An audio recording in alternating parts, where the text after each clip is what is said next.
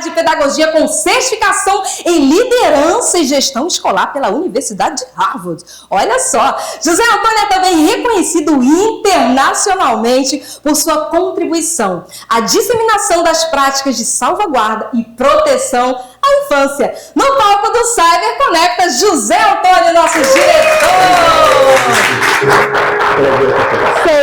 Sempre. Nem preciso dizer, né, que trazer a pauta da área da educação é muito especial, José Antônio. E a pergunta que a gente sempre começa, porque nós nos conectamos com pessoas e não com marcas. A marca é consequência. Diga para nós. E aí eu quero aquilo que eu vi no Instagram, hein? Que eu fiquei impressionada com aquilo que eu vi no Instagram, hein? Quem é o José Antônio?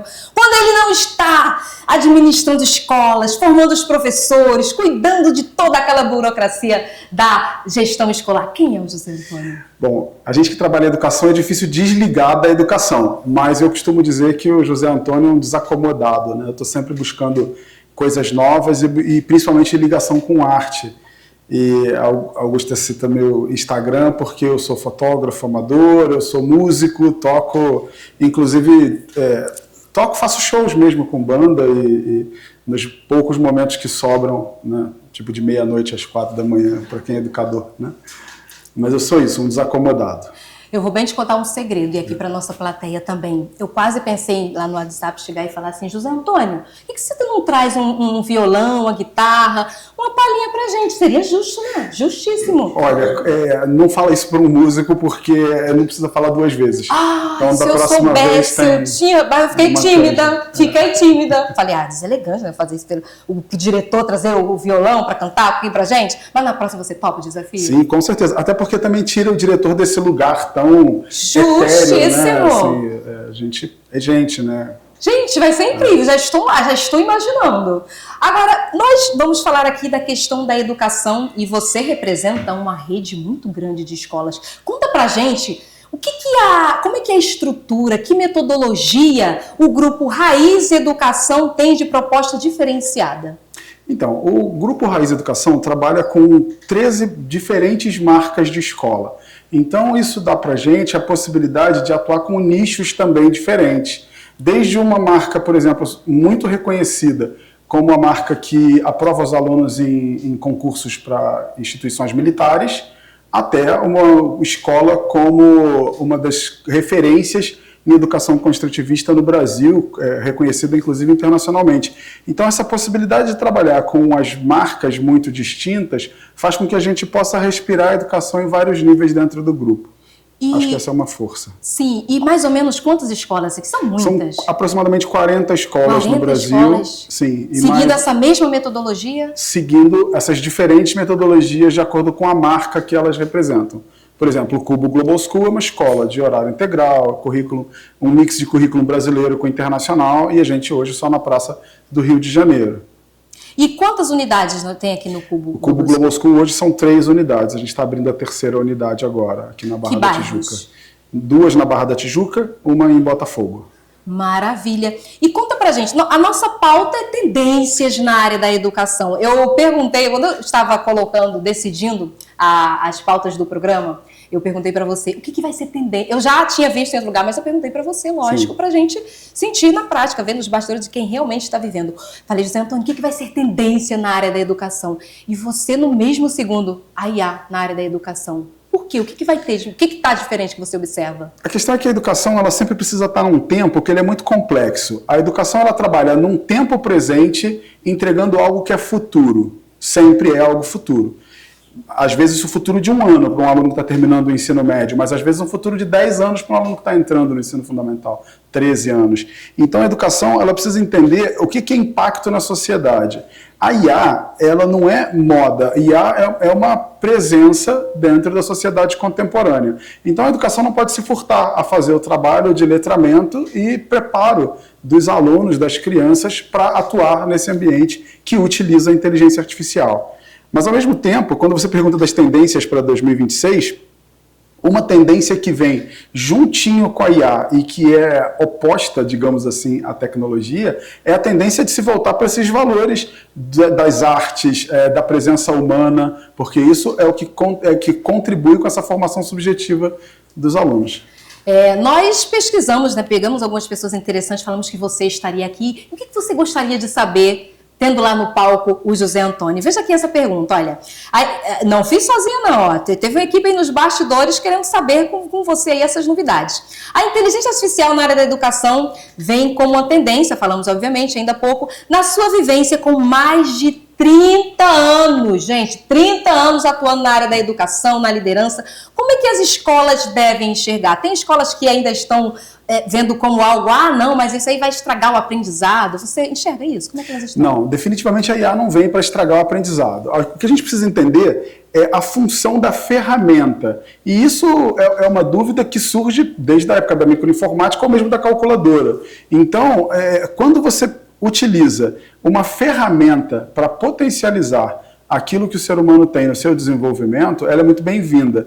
O que a gente precisa entender é que é uma ferramenta com uma capacidade muito elevada. Então, a gente precisa ter as escolas com muita ciência do que é a IA e as possibilidades dela em educação, para que ela possa ensinar os professores e os alunos a usar como ferramenta e não como substituto à produção de conhecimento. Agora uma pergunta, a plateia agora talvez possa se sentir desconfortável, quem tem filhos, muito cuidado. Você é um defensor da proteção da infância. Como que nós podemos, que cuidados precisamos ter para que a criança tenha, o adolescente tenha esse acesso, mas que não seja de forma excessiva para futuramente, essa pergunta tem que ser cautelosa na hora de falar com os pais. Como que nós e a escola tem que agir diante disso, da questão dessa tecnologia e de IA e das redes sociais e do acesso que as crianças e os adolescentes estão? Olha, você falou que tem que ter cuidado para não ser, né, por conta do incômodo que isso pode causar. Uma coisa que eu aprendi em proteção à criança é a não ter cuidado na hora de falar sobre esse assunto. Eu prefiro falar desse assunto de uma maneira muito direta e prática, e quem se incomodar com isso, que vá procurar entender o porquê que eu estou falando de forma direta. É uma questão muito... Cara valente, gostei, hein? Mas tem que ser. Porque nem todo mundo tem esse posicionamento. Sim, mas se a gente não tiver, a gente abre brecha para uma discussão que ela não tem nem que vir à tona. Então você tem, por exemplo, o exemplo da Austrália, que hoje tem uma lei que bane as redes sociais para crianças até 16 anos. É muita coragem de um país fazer isso. Então, assim, a gente tem que ter coragem para enfrentar. Quando a gente fala da questão do uso de telas e de IA para crianças e adolescentes, para mim é muito claro que a gente precisa ter 3 pilares em mente. A questão da ética, a questão do letramento e os protocolos de segurança. E protocolo de segurança é responsabilidade da escola e das famílias. Então, se você tem o letramento dessas crianças, só que o letramento das crianças ele também passa pelo letramento dos pais e dos professores, e isso é uma dificuldade. Você tem a parte do letramento também, a ética não deixa de estar dentro da parte do letramento, e você tem os protocolos instalados de uma maneira bastante eficaz, você consegue fazer a manutenção dessa pauta dentro da escola. Muito bom. É um tema muito polêmico, porque quando eu estou lá na minha roda de amigas, de mães, e como é que é uma roda de mães, mulheres? A gente começa falando, não, porque o meu filho isso, meu marido isso, aquela coisa toda. Não é assim, mulherada? Não é? Imagina, né, Renata? A gente nem fala da gente, só daquelas questões. E a gente tem essa dificuldade de amanhã, não, mas é uma rede de apoio que eu tenho. É a gente escolher se a gente está disposto a pagar o preço por utilizar essa rede de apoio de forma desordenada. Quando você for mãe, Juliette, está nos projetos aí ser mãe futuramente?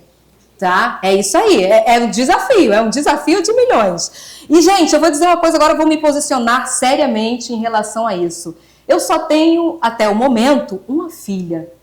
E essa filha, eu quero que ela seja útil no mundo, útil na sociedade. E lá em casa nós temos a seguinte regra: hora de tela é 1 hora no dia. Mas, Augusta, como é que você faz para fazer as coisas? Enlouqueço muitas vezes. Mas a regra lá, no começo é difícil, mas quando você cria essa rotina, ela entende. Mamãe, quando que eu vou ver a minha 1 hora de tela? Seja na TV, seja no celular. Gente, e o resultado disso é uma criança mais inteligente que eu. E quando eu vou argumentar alguma coisa com ela, eu tenho que estar com uma bagagem, muito argumento, porque a criança, quanto menos acesso ela tem, mais ela desenvolve aí a criatividade, a capacidade de argumentar. É fantástico. Eu sou a prova viva disso aí. E sigo confesso que é desafiador, porque a tela está ali, está disponível, ajuda a gente bastante nesse sentido, da criança ficar, entre aspas, ocupada, mas dessa vez a gente está disposto a pagar o preço, não, Renata? Você, mãe de 3, eu não sei nem como é que eu seria, eu tenho que fazer um curso. Alguém lança aí um curso, como ser mãe de 3 e dar conta disso, daquilo e daquilo outro.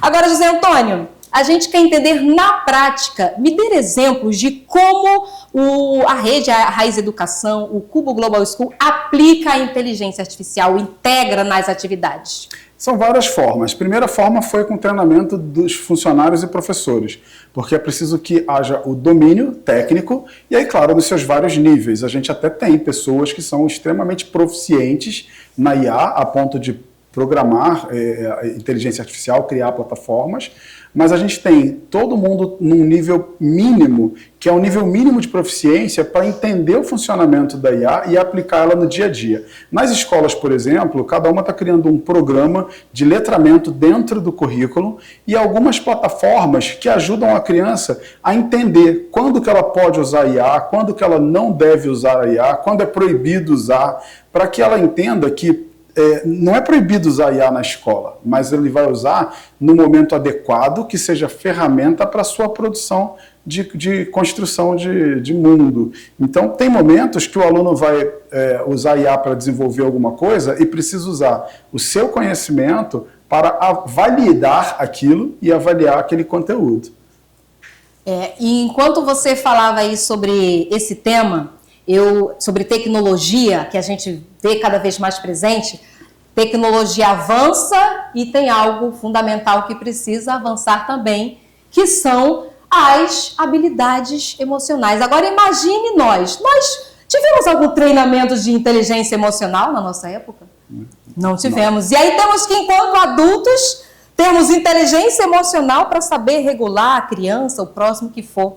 Conta pra gente, nessa metodologia de educação 4.0, que é aplicada nas escolas do grupo Raiz Educação, como que atividade, de que forma prática vocês aplicam essas habilidades emocionais? Porque ter uma rede de escolas que aplica habilidades emocionais, isso é fantástico. Dá exemplos pra gente sobre isso. Os principais pilares da educação 4.0 são os pilares das competências para a proficiência do sujeito dentro da sociedade contemporânea. Entre eles, por exemplo, está a questão da colaboração. Colaboração, na minha época, eu aprendia com o dia a dia de criança, seja na escola ou na rua, sem telas, com outro tipo de brincadeiras.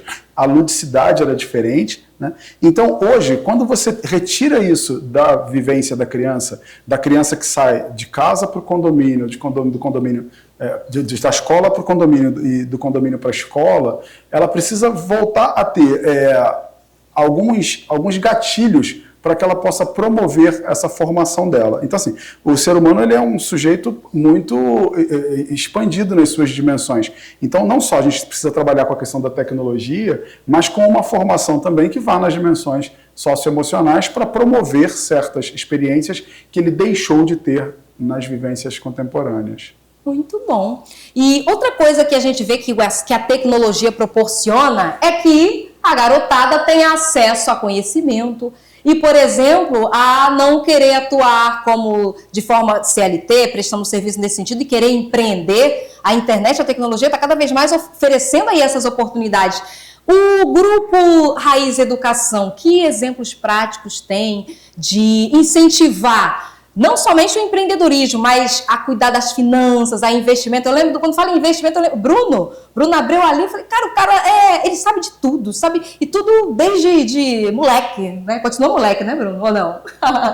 E aí, o quanto o Grupo Raiz Educação, as redes de escolas do Grupo Raiz Educação, tem investido nessa questão dos estudantes saberem se informarem mais sobre finanças, sobre investimentos, não é, Ju? Por exemplo, sobre investimentos, alavancagem patrimonial e, de repente, empreender. Que atividades? Bom, a gente está falando de duas vertentes que conversam, mas são um pouco distintas, né? Você tem a vertente da questão das finanças, que é uma questão ligada muito a recursos, e ensinar a gerir recursos, e quando eu prefiro a palavra recursos do que finanças, porque recursos é muito mais abrangente, e a gente precisa o tempo inteiro gerir nossos recursos. Então, assim, a gente tem alguns programas que são programas das escolas, e a gente também tem programas terceiros. Por exemplo, no próprio currículo de Cambridge, que a gente aplica no Cubo Global School, existe uma formação que é um certificado internacional para o aluno quando ele chega no ensino médio, a partir de uma trajetória que ele fez ligada a negócios e empreendedorismo. Então ele vai ter acesso a dinâmicas e trabalhos dentro da escola que utilizam os conhecimentos desses campos. Ele precisa entender como é que ele faz para gerir recursos, para montar uma empresa, para fazer com que ela seja saudável na questão desses recursos que ele está gerindo, gerar resultado, o fechamento de uma empresa. Então são experiências que o aluno precisa passar ao longo do seu caminho para que ele possa entender. Eles questionam muito, né? Eu já vi muito aluno questionar quando sai da escola. Mas a escola nunca me ensinou a fazer determinadas ações que eu preciso no meu dia a dia, que eram ensinadas em outras células no passado e hoje em dia voltam para a escola. Gente, ter a oportunidade de trazer esses temas aqui com você é sempre uma honra, uma alegria. Dá vontade de ficar assim, pedir um cafezinho, um espumante daqui a pouco, quem sabe? A gente que é professor, nós temos ali o Celiomar também, professor, e é algo que é uma conversa tão gostosa e tão necessária que a gente quer ficar aqui infinitamente. Mas eu faço a a honra de agradecer a você por mais uma oportunidade e palmas para esse tema tão necessário que é trazer a área da educação. Obrigada mais uma vez, José Antônio.